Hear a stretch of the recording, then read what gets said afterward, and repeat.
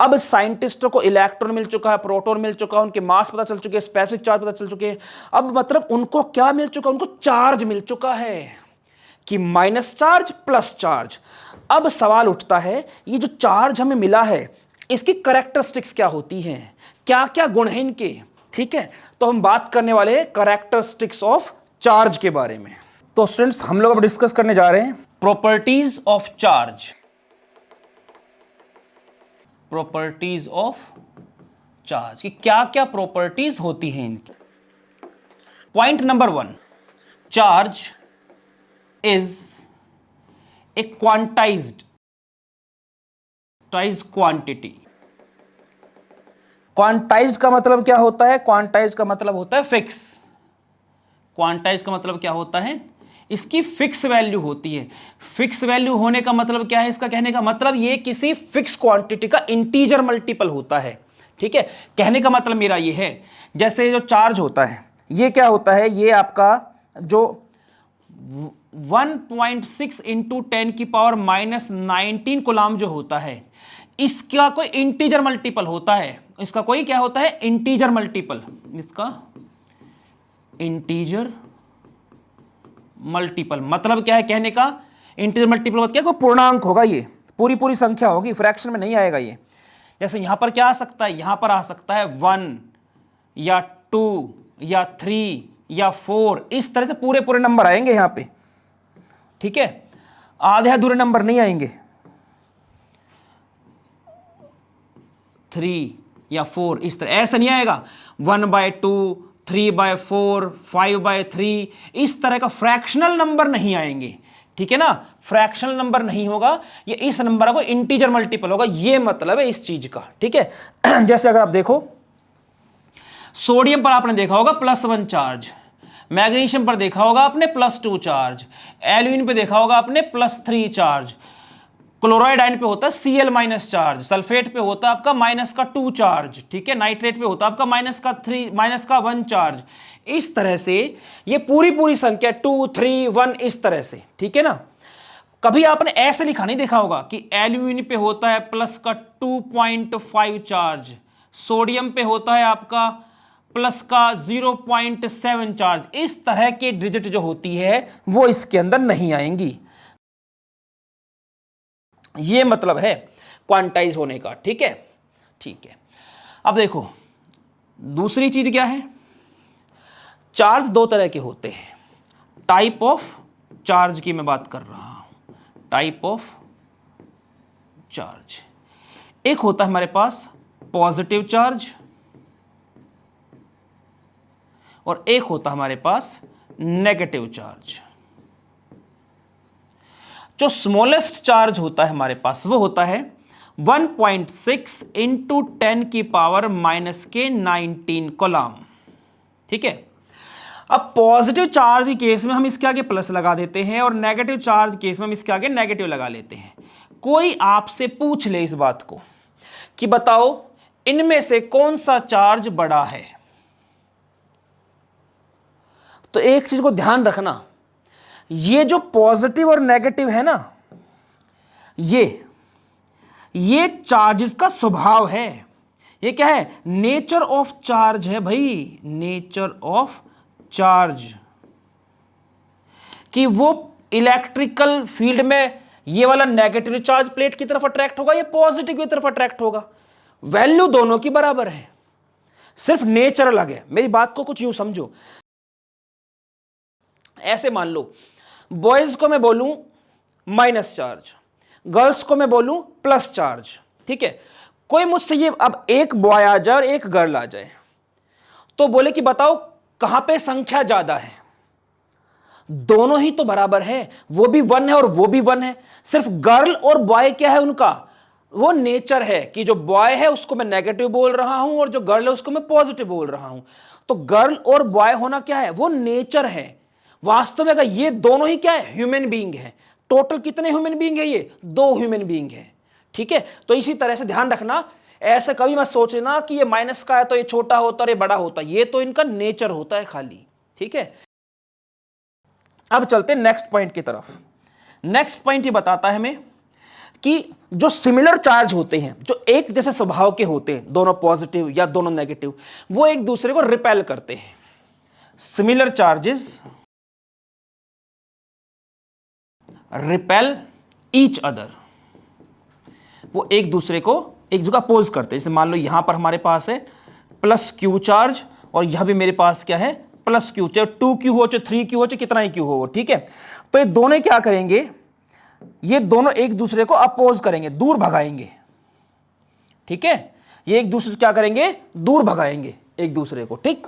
अच्छा, अगला पॉइंट क्या बोलता है, अगला पॉइंट बोलता है ऑपोजिट चार्जेस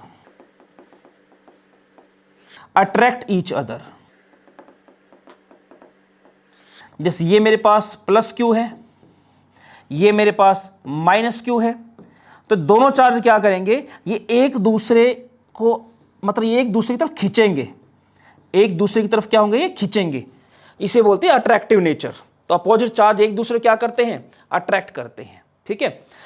आपको पूछ ले कि बताओ ये आपका यहां पर जो एक दूसरे फोर्स, ये फोर्स लगा रहे हो, कितना फोर्स लग रहा होगा यहां पर आपको इलेक्ट्रिकल फोर्स की वैल्यू पूछ ली जाए तो आप इसे कैसे निकालते, इसके लिए फॉर्मूला होता है F is equals to 1/4πε0 Q1 Q2 upon R square, ठीक है।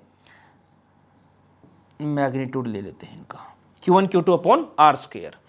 अब ये जो एक बीच में मैंने क्वांटिटी लिखी है, ये नंबर हमेशा फिक्स रहता है, ये कांस्टेंट होता है, ठीक है ना, ये एक फिक्स नंबर रहता है। इसे हम K से रिप्रेजेंट कर देते हैं, K Q1 Q2 upon R square. अब K की यूनिट कैसे निकाल सकते हो आप, देखो फोर्स की यूनिट क्या होती है, न्यूटन, ये न्यूटन हो गया, मैं SI यूनिट लेके चल रहा हूं सबकी। R क्या हो गया आपका मीटर, चार्ज क्या हो गया आपका कूलम्ब। तो अगर मैं K को निकालूं कि K की यूनिट क्या बनी, K आया आपका K इक्वल टू, देखो F की तरफ R स्क्वायर आ जाएगा, डिवाइड में क्या आ जाएगा Q1 और Q2 नीचे आ जाएगा।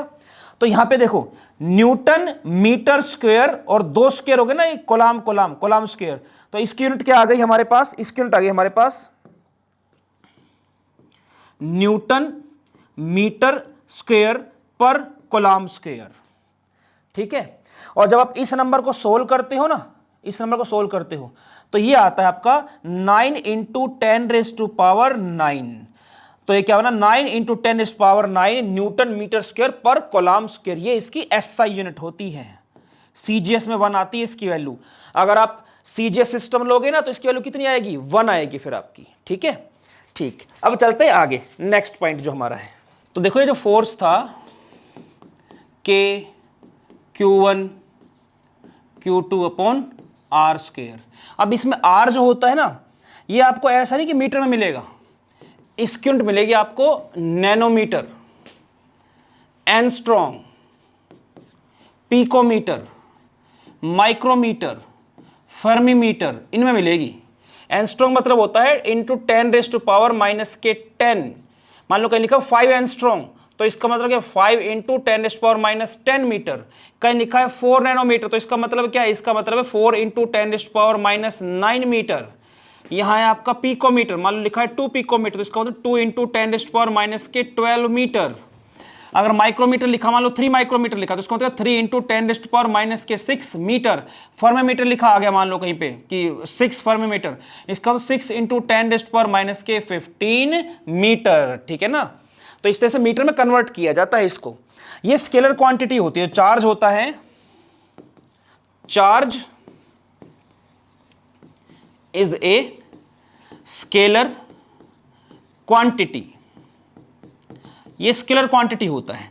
जैसे मतलब ये है कि जैसे मान लो 2 चार्ज है, ये Q1 ये Q2, इन दोनों के देखो इनका ये एक दूसरे पर जो फोर्स लगाएंगे ना, इनका जो फोर्स होगा मतलब वो जो इन पर एक हम सीधी लाइन लगा देंगे, ऐसे एक लीनियर एक लाइन लगा दी हमने, सीधी एक लाइन लगाई ऐसे, इसके अलोंग ही ये फोर्स लगाएंगे, ठीक है ना। जो लाइन ज्वाइन करेगी इन दोनों को, सीधी सीधी लीनियर, जो एक लीनियर हम पाथ बना देंगे, यहीं से इनका ये मतलब इसी के अलोंग इनका फोर्स लगेगा। अगर अपोजिट है तो अट्रैक्ट कर रहे हैं। अगर सिमिलर होते तो क्या करते, तो ये रिपेल करते, ऐसे रिपेल करते एक दूसरे को। ठीक है, तो यहां तक हम कर चुके हैं। इसमें एक छोटी मोटी चीजें कुछ एक और आप समझ सकते हैं। मान लो कहीं पे लिखा आ गया कि आप 5 नैनोमीटर को कन्वर्ट कर दो एंगस्ट्रॉम के अंदर, तो आप कैसे लिख सकते हो समझना जरा। 5 इंटू 10 की पावर -9 है ना ये, और मुझे -10 चाहिए, तो क्या करो, इसको 10 से डिवाइड कर दो, 10 से मल्टीप्लाई कर दो, तो कितना हो जाएगा 50 है ना। इसकी मल्टी 50 इंटू 10 की पावर -9 ये है, और 10 की पावर 1 ऊपर जाए क्या होगा 10 की पावर -10 मीटर। अब ये इतने हिस्से को मैं क्या बोल सकता हूं एंगस्ट्रॉम, तो क्या हो जाएगा 50 एंगस्ट्रॉम हो जाएगा मेरे पास 50 एंगस्ट्रॉम। कोई आपसे बोले कि आप 9 माइक्रोमीटर को कन्वर्ट कर दो नैनोमीटर के अंदर, तो कैसे करोगे 9 इंटू 10 की पावर -6, तो इसका मतलब होता है नैनोमीटर के लिए -9 चाहिए है ना, तो 10 की पावर 3 से इसे मल्टीप्लाई करो, 10 की पावर 3 से इसको डिवाइड कर दो। अब ये क्या बन जाएगा 9000, ये तो 9000 हो गया, और 10 की पावर 3 ऊपर जाएगा -3 हो जाएगा, इंटू में क्या आएगा 10 की पावर -9, ये अभी मीटर में है। इस हिस्से को हटा दो और क्या लगा दो नैनोमीटर, तो 9000 नैनोमीटर। तो ये हम लोगों ने क्या किया है, इसके 6 पॉइंट डिस्कस कर लिए हैं। ठीक है, अब इसके जो आगे के पॉइंट्स हैं वो हम अगले लेक्चर में देखेंगे। तब तक जहां से हो सके जितना हो सके ज्ञान बटोरते रहो, अपने टीचर्स का सम्मान करो। मिलेंगे नेक्स्ट लेक्चर में, तब तक फिजिकली, मेंटली और स्पिरिचुअली तगड़े होने पे ध्यान दो।